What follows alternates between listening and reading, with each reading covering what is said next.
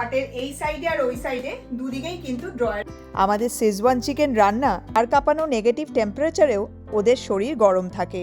কি কাণ্ড হয়েছে, আমরা যেদিন ওয়ালমার্টে খাবার আনতে গেছি সাদা তিলে প্রচুর পরিমাণে ক্যালসিয়াম আছে, ভীষণ ফ্লেভারফুল, অল্প ঝাল আর ট্যাঙ্গি। আমাদের এই রুমটার জন্য আমরা কয়েকটা ফার্নিচার অর্ডার দিয়েছিলাম। হ্যালো বন্ধুরা, আশা করি তোমরা সবাই খুব ভালো আছো, সুস্থ আছো। আমি গ্যারেন চাও, welcome back to another blog. আজকে আমাদের ঘুম থেকে উঠতে বেশ অনেকটাই দেরি হয়ে গেছে। আসলে ঘুম থেকে উঠে পড়েছি, জেগে গিয়েছিলাম সকাল সকালই, কিন্তু কম্বল ছেড়ে আর বেরোতে ইচ্ছে করছে না, কারণ আজকে মারাত্মক ঠান্ডা। গতকাল থেকে এখানে টেম্পারেচার অনেকটাই পড়ে গেছে, একটা আর্কটিক ব্লাস্ট ঢুকেছে, যার জন্য প্রচন্ড ঠান্ডা পড়ে গেছে। বাইরের ওয়েদারটা দেখে হয়তো বোঝাই যাচ্ছে না, যেহেতু ভেতরে রয়েছি। রোদ ঝলমলে একটা দিন, আকাশ পরিষ্কার, দেখে ভীষণ ভালো লাগছে, কিন্তু বাইরে এখন যাকে বলে মারাত্মক হাড় কাঁপানো ঠান্ডা। দাঁড়াও তোমাদের সেন্ট লুইসের ওয়েদারটা একবার দেখাই, টেম্পারেচারটা দেখো। এখন টেম্পারেচার হলো -9 আর ফিলস লাইকটা হলো এখন -11। সকালবেলার টেম্পারেচার আজকে -14-15 মতো ছিল, আর ফিলস লাইক টেম্পারেচার ছিল -21। মানে বাইরে প্রচন্ড ঠান্ডা। আমি সকালবেলা উঠে আজকে পাখিদের খাবার দিতে একটু বাইরে গেছিলাম, মনে হলো পুরো হাত পা কেটে নিচ্ছে, জমে যাচ্ছি। তো যাই হোক, সেজন্য আজকে উঠতে দেরি হয়ে গেছে, তাই ব্লগটাও শুরু করতে একটু দেরি হয়ে গেল। ঝটপট উঠে ফ্রেশ ট্রেশ হয়ে গেছি, কিন্তু এরকম হাড় কাঁপানো ঠান্ডা হলেও বাইরে কিন্তু এখন প্রচুর পাখি আসছে। যেহেতু প্রত্যেক দিন আমরা ওইখানে পাখিদের খেতে দিই, এখন কিন্তু নানান ধরনের প্রচুর পাখি আসে। আমি চেষ্টা করব যদি পাখি আবার আসে, এক্ষুনি এসেছিল, কিন্তু আমি যেহেতু এখানে দাঁড়িয়ে ব্লগটা করছি, আমাকে দেখেই আবার পালিয়ে গেছে। তো ওরা যদি আবার আজকে আসবে তো বটেই, আমি এখান থেকে সরে গেলে পরেই আবার খেতে আসবে। তো আমি চেষ্টা করব পাখিদের সেই ক্লিপটা তোমাদের সাথে শেয়ার করার জন্য। তো যাই হোক, ঘুম থেকে উঠতে বেলা হলে পরেও আজকে ঘুম থেকে উঠে ফ্রেশ ট্রেশ হয়ে সকালবেলা অনেক কাজকর্ম সেরেছি। আগের ব্লগে তোমরা দেখেছো যে দাঁড়া পাখিটা এসছে। ও, আমি আর নড়ছি না, তোমরা দেখো। বিদ্যুৎ জুম করে দেখাচ্ছে তোমাদের। নড়িস না। কে এসছে? কার্ডিনালটা চলে গেল আবার। এইভাবেই আসছে যাচ্ছে, খাচ্ছে, ঘুরে বেড়াচ্ছে, ভীষণ আনন্দে রয়েছে। মনে হচ্ছে ওদের ফিস্ট চলছে। ওই যে দেখো আরেকটা পাখি এসছে, এটা পুচকুটা। হ্যাঁ, আমাদের ছুটির দিনে এরকম পাখি দেখতে দেখতেই না সুন্দর সময় কেটে যায়। তো যাই হোক, যেটা বলছিলাম, ওরা খাক। তোমরা আগের ব্লগে দেখেছো যে মিষ্টুর রুমটা আমরা সেট আপ করেছি সব ফার্নিচার এনে। থ্যাঙ্কসগিভিং এ তো খুব ভালো সেল দেয়, তো তখনই মিষ্টুর ঘরের ফার্নিচারগুলো এনেছিলাম। তারপরে আমাদের ওপরের গেস্ট বেডরুমটার জন্য আমরা বেশ কিছু ফার্নিচার আনিয়েছি। তো ওপরের গেস্ট বেডরুমটাতেও আমরা কিছু ফার্নিচার সেট আপ করেছি। কালকে সারাদিন ওটাই করেছি, তারপর সকালবেলা আরো কিছু কাজকর্ম ছিল, সেগুলো ওপরে গিয়ে করছিলাম। তো ফাইনালি ইট ইজ ডান।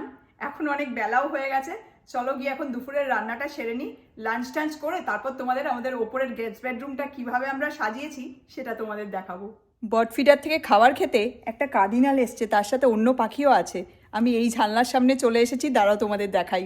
ওই দেখো, একটা মেল কার্ডিনাল বার্ড ফিডারের ওপর বসে আছে, মাঝে মাঝে এদিক ওদিক তাকাচ্ছে আর খাবার খাচ্ছে। তারাও আর একটু জুম করি, হ্যাঁ এবার স্পষ্ট দেখা যাচ্ছে। ওই দেখো একটা পুচকু পাখি এসে লাইটের ওপর বসলো। এই ছোট্ট পাখিগুলোর আমি নাম জানি না, তবে এগুলো অনেকটা আমাদের দেশের চড়াই পাখির মতো দেখতে। ছোট পাখিগুলো প্রায় সারাদিনই এখানেই বসে থাকে। আসলে ওরা মনে হয় বোঝে, দেখতে তো পায় যে ওদের জন্য আমরা বার্ড ফিডারে খাবার দিই। ওই দেখো দুটো পুচকু পাখি খাবার খেতে চলে এসেছে। একটা খেয়ে উড়ে গেল, আর অন্যটা এখন খাচ্ছে। যা, এটাও উড়ে গেল। ওই দেখো পুচকুটা উড়ে গেল, আর একটা মেল কার্ডিনাল এসে এখানে বসলো। মেল কার্ডিনাল পাখিগুলো দেখতে কিন্তু ভীষণ সুন্দর। দেখো ছোট পাখিটা আবার চলে এসেছে। ক্যামেরার পজিশনটা চেঞ্জ করলাম। আমি রান্নাঘরের দিকেই যাচ্ছিলাম, যেহেতু অনেকটাই বেলা হয়ে গেছে। হঠাৎ দেখি ওই দেখো একটা ফিমেল কার্ডিনালও এসেছে। ফিমেল কার্ডিনালটা লাইটের ওপর বসে আছে। কার্ডিনালগুলো দেখতে এখন মোটা সোটা লাগছে, তবে ওরা কিন্তু আসলে এরকম হেলদি নয়।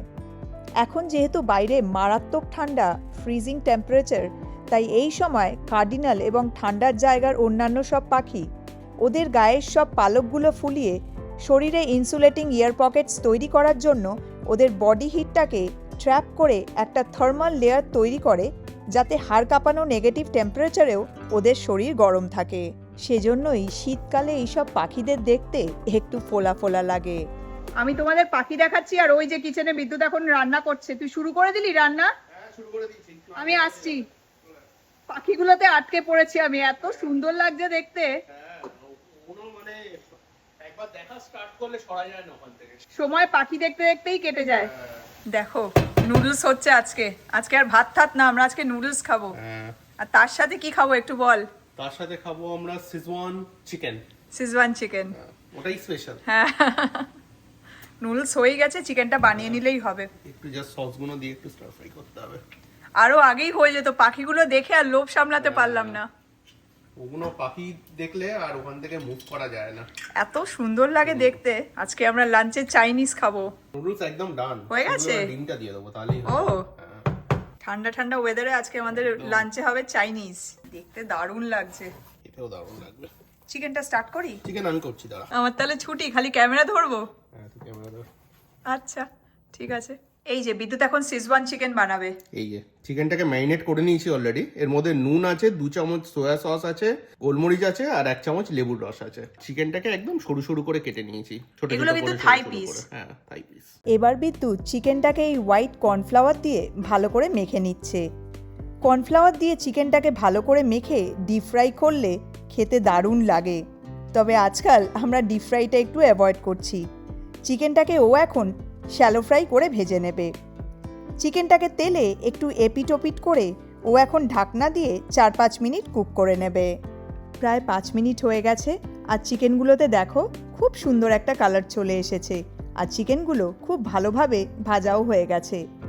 এই রান্নাটা খুব তাড়াতাড়ি হয়ে যায় আর ডিপ ফ্রাই না করে শ্যালো ফ্রাই করলেও চিকেনগুলো খেতে খুব ভালো লাগে। এবার মাঝে একটু জায়গা করে বিদ্যুৎ 2টো বীজ ছাড়ানো শুকনো লঙ্কা এখানে দিয়ে দিল।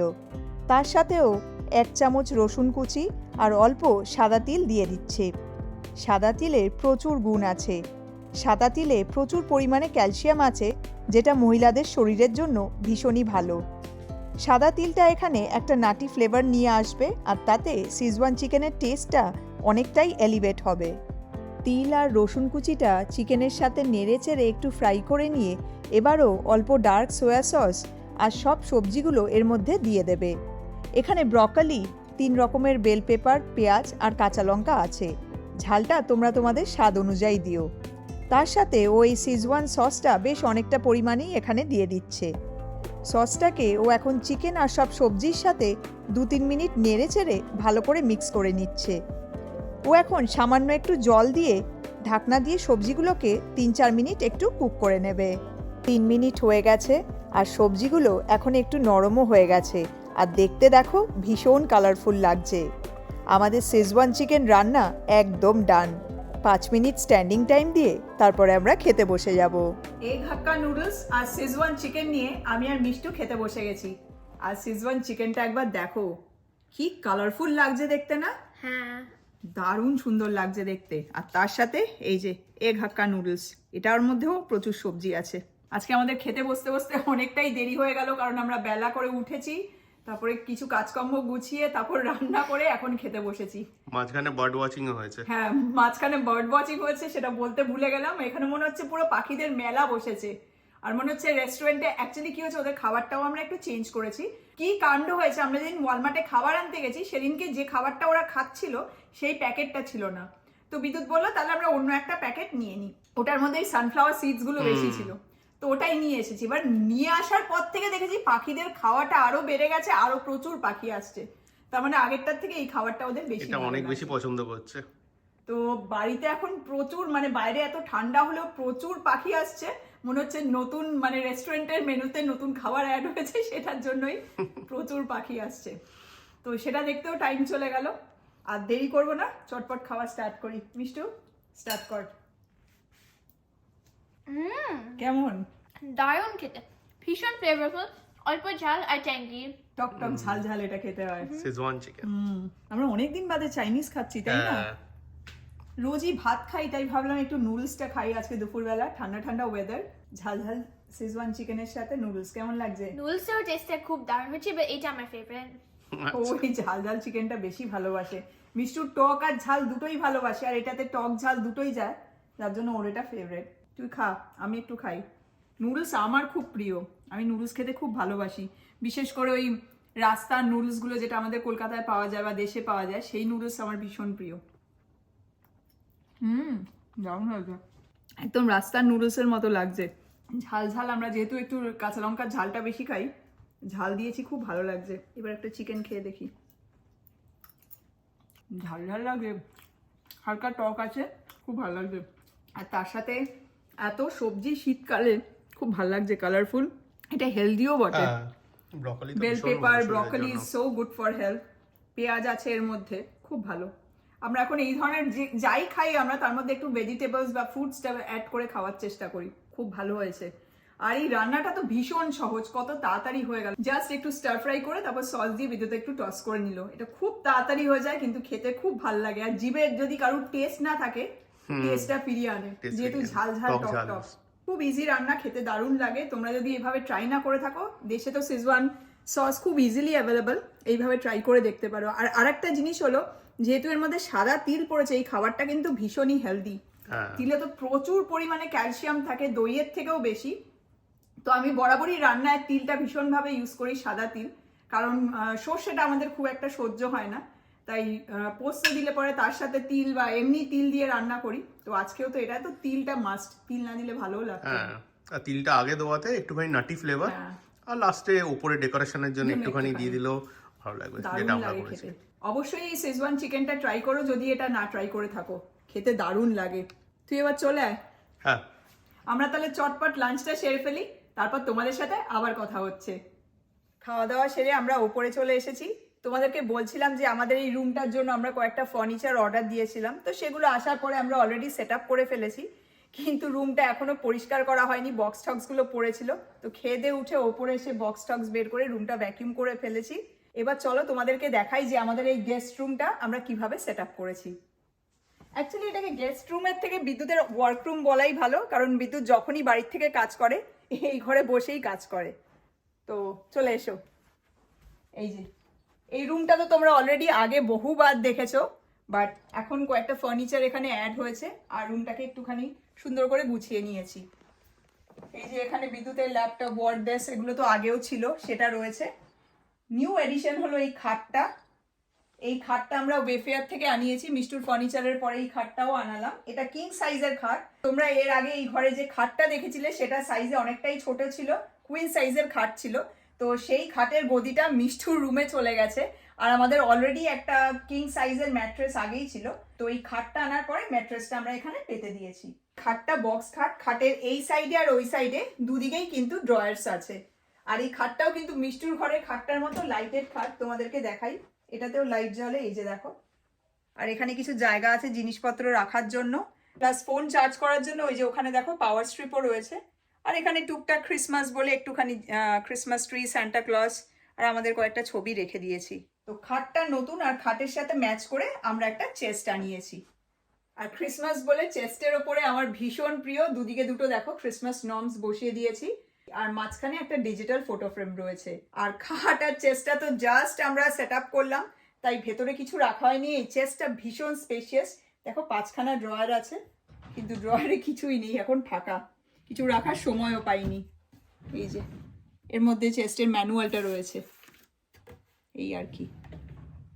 আর তার সাথে সোফাটা তো অলরেডি আগে ছিল, তোমরা যারা আমাদের হোম ট্যুরের ভিডিওটা দেখেছো তোমরা জানো যে আমাদের এই সোফাটা, রিক্লাইনিং সোফাটা নিচের মাস্টার বেডরুমে ছিল, সেটাকেই ওপরে এখানে নিয়ে চলে এসেছি। তোমরা জানো যে কিছুদিন আগেই আমরা আমাদের সারা বাড়িতে কাস্টম ক্লজেট বিল্ড করেছি, কিছুদিন আগের একটা ব্লগেই তোমরা সেটা দেখেছো।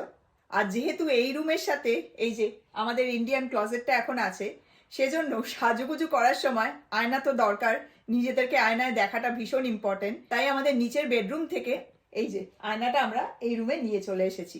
তো এইভাবেই এই রুমটাকে আমরা সেট আপ করেছি, প্লেন অ্যান্ড সিম্পল রেখেছি। এখানে বেশি কিছু ফার্নিচার আমরা রাখিনি, কারণ বিদ্যুৎ বেশি ঘরে ফার্নিচার থাকলে একদম পছন্দ করে না, একটু ফাঁকা ফাঁকা হবে, সেটাই ওর ভালো লাগে। প্লাস লোকজন এলে পরে, আমাদের বন্ধু বান্ধবরা এলে এখানে শোয়, সেজন্য খাটটাও দরকার ছিল। তো খাটটা আর তার সাথে ম্যাচ করে একটা চেস্ট আনিয়েছি।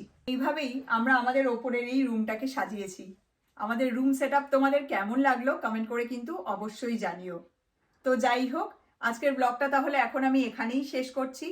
তোমরা কিন্তু কমেন্ট করে অবশ্যই জানিও যে আজকের এই ব্লগটা তোমাদের কেমন লাগলো। আর যদি ভালো লাগে তাহলে প্লিজ একটা লাইক করো, যারা এখনো ফলো আর সাবস্ক্রাইব করোনি প্লিজ করে দিও। আর তোমরা যে যেখান থেকে ব্লগগুলো দেখো, ফেসবুক হোক বা ইউটিউব, তোমাদের যদি ব্লগগুলো ভালো লাগে তাহলে প্লিজ একটু শেয়ার করো। তোমাদের সাথে খুব শিগগিরই আবার দেখা হবে নতুন একটা ব্লগ নিয়ে। তোমরা সবাই খুব ভালো থেকো, সুস্থ থেকো, সাবধানে থেকো, আমাদের সঙ্গে থেকো। Take care and thank you so much for watching. By.